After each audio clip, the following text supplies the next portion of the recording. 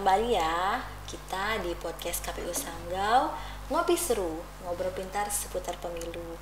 Semoga teman pemilih nggak bosan ya dengan saya. Hari ini kita akan membahas kembali dengan komisioner kita, Ibu Suwindari.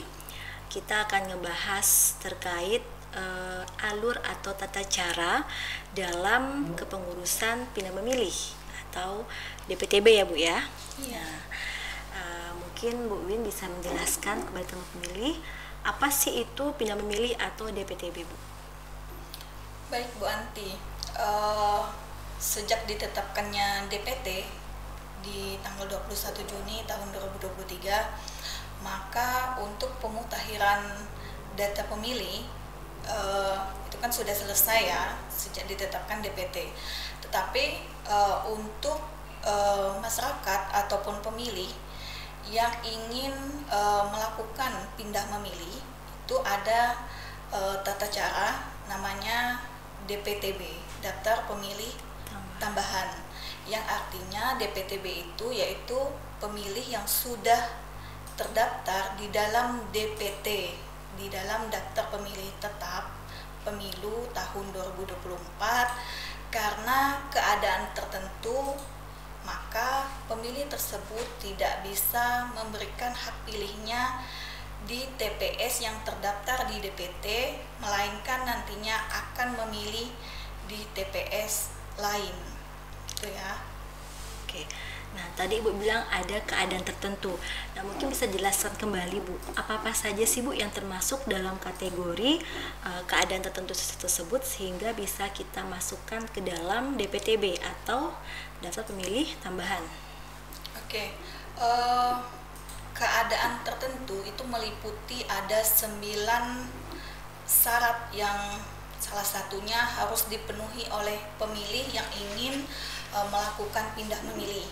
Jadi kalau untuk DPTB ini berakhirnya nantinya di H-30, yang artinya selambat-lambatnya ini nantinya diurus di tanggal 15 Januari tahun 2024. Jadi kalau untuk ketentuan ataupun syarat yang harus dipenuhi oleh pemilih, salah satunya itu yaitu pemilih yang bertugas pada saat hari pemungutan suara, terus pindah domisili, tertimpa bencana, menjalani rawat inap di fasilitas kesehatan, terus pemilih yang melakukan ataupun berada dalam rehabilitasi narkoba. Selanjutnya pemilih yang berada di panti sosial, terus pemilih yang menjalani tugas belajar, dan selanjutnya yaitu menjadi tahanan di rutan ataupun di lembaga pemasyarakatan. Oke Bu, berarti ada 9 nih Bu ya, 9 kondisi yang bisa membuat masyarakat mengajukan pindah memilih ya Bu ya. Iya. Nah itu bagaimana Bu alur untuk mengurus pindah memilih itu sendiri? Untuk alur ataupun mengurus pindah memilih dapat dilakukan di tingkat desa, yaitu di PPS. Jadi nantinya pemilih akan mendapatkan formulir A surat pindah memilih. Jadi bisa diurus di PPS ataupun mendatangi PPK di tingkat kecamatan atau di KPU kabupaten kota. Dan untuk melakukan pindah memilih ini di hari kerja ya Bu Antia, dari Senin sampai dengan Jumat. Oke, jadi tahapannya sudah dimulai ya Bu ya untuk Iya, sudah ini. dimulai. Bagaimana Bu progres dari pelaksanaan DPTB itu sendiri di Kabupaten Sanggau, di KPU Kabupaten Sanggau Bu? Kalau untuk progres sampai dengan September tahun 2023 untuk pindah memilih itu sudah kita laporkan ke KPU provinsi. Jadi untuk pemilih yang pindah masuk berjumlah 34 pemilih, dan untuk pemilih pindah keluar berjumlah 58 pemilih yang tersebar di 11 kecamatan dari 15 kecamatan yang ada di Kabupaten Sanggau. Jadi tahapannya sudah berjalan ya Bu ya untuk DPTB di Kabupaten Sanggau. Semoga itu bisa membuat teman pemilih yang mungkin berada dalam 9 kondisi itu bisa tetap memilih di pemilu 2024. Nah, berarti dapat kita simpulkan bahwa bagi teman pemilih yang termasuk dalam kondisi yang tadi sudah disampaikan oleh Bu Wiwin, bisa melapor di PPK atau PPS di wilayah kerja masing-masing ya Bu ya. Iya. Dan bisa juga menghubungi kontak person yang tertera di bawah ini untuk kepengurusan DPTB di kabupaten. Iya. Dan tetap juga membawa bukti dukung ya Bu ya. Iya, Bukti benar. dukungnya apa contohnya Bu?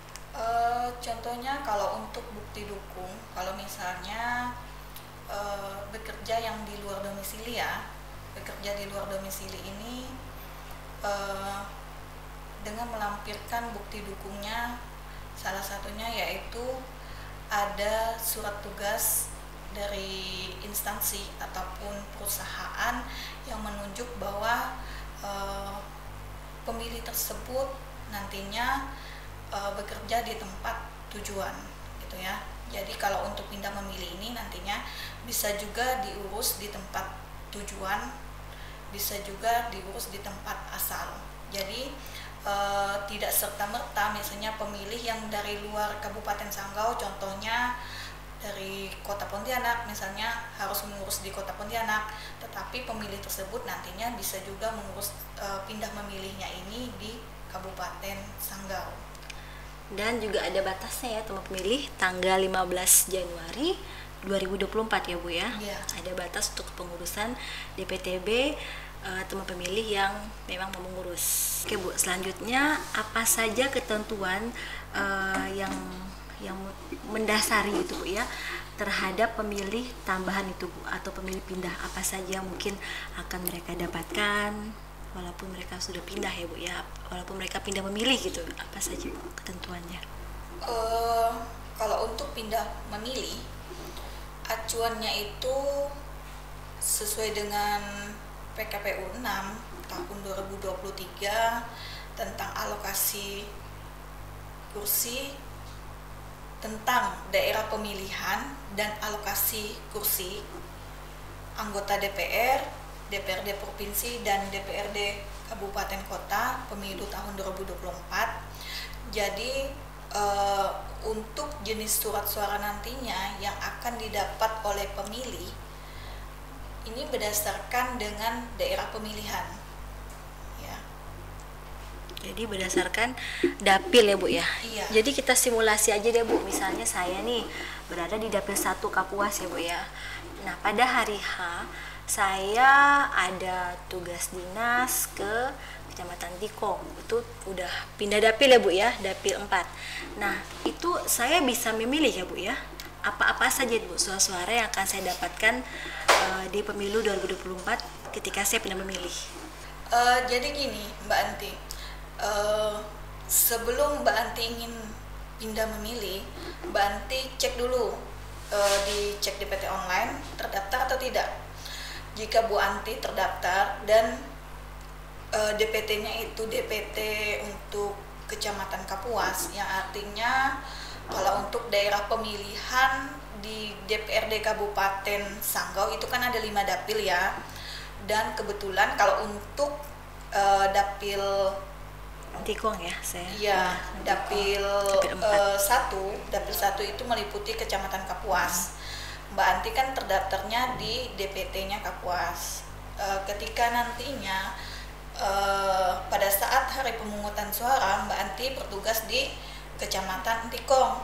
Ya artinya di Kecamatan Tikong itu untuk daerah pemilihannya itu berada di dapil 4. Maka untuk jenis surat suara yang akan didapat oleh Mbak Anti tidak bisa mendapatkan untuk surat suara jenis DPRD Kabupaten. Jadi yang didapat itu jenis surat suara Presiden dan Wakil Presiden, Dewan Perwakilan Daerah, DPR RI, DPRD Provinsi, Jadi hanya 4 yang Mbak Anti akan dapatkan. Ya, karena saya dapilnya masih masuk dapil Kalbar Ibu ya. Iya. Kalaupun saya pada hari H itu mungkin tugas belajar di Jogja gitu, itu gimana Bu? Kalau misalnya Mbak Anti tugas belajarnya misalnya ngambil S2 ya, Mbak Anti ya, ngambil S2-nya di Jogja misalnya ya. Ketika Mbak Anti cek di portalnya, cek di PT Online kpu.go.id, Mbak Anti terdaftarnya di Kecamatan Kapuas dan Mbak Anti ingin pindah memilihnya ke Jogja. Jadi Mbak Anti ndak mesti harus pulang ke Sanggau dulu gitu kan. Jadi Mbak Anti bisa juga ngurus di tempat tujuan, yaitu di Jogja, dengan menghubungi PPS ataupun PPK ataupun KPU kabupaten kota yang ada di Provinsi Yogyakarta gitu ya. Dan untuk surat suara yang akan diperoleh oleh Mbak Anti itu hanya memperoleh untuk jenis surat suara presiden dan wakil presiden. Oke. Jadi hanya satu ya Mbak Anti ya. Karena memang udah pindah atau menyeberang ya Bu ya, Iya. menyeberang provinsi ya Bu ya. Iya. Dan tentu saja tetap didukung oleh bukti atau alasan yang kuat ya Bu ya untuk memilih itu. Iya. Jadi Mbak Anti nanti harus melampirkan bukti dukung dari kampus ataupun universitas bahwa Mbak Anti benar mahasiswa dari universitas tersebut. Oke. Dan tetap juga tanggalnya 15 Januari 2024. Nah, itu dia nih mungkin cara-caranya. Mungkin teman-teman yang berada dalam kondisi itu bisa dicek dulu ya Bu ya. Iya. Oke, itu tadi obrolan singkat kita tentang pindah memilih atau DPTB di Kabupaten Sanggau. Semoga apa yang telah disampaikan oleh narasumber tadi bisa menambah ilmu dan pengetahuan teman pemilih seputar kepemiluan. Dan jangan lupa selalu menyaksikan podcast KPU Sanggau karena kami akan selalu menghadirkan informasi kepemiluan untuk teman pemilih semuanya. Ada pantun ini, tak bertemu kekasih berbulan-bulan, rasa rindunya sudah melampaui batas. Ayo kita selalu update berita kepemiluan agar jadi pemilih yang cerdas dan berintegritas. Saya host yang bertugas Anti dan Ibu Suwindari sebagai narasumber mengucapkan terima kasih atas atensi teman-teman dan sampai jumpa kembali di podcast selanjutnya. Assalamualaikum warahmatullahi wabarakatuh.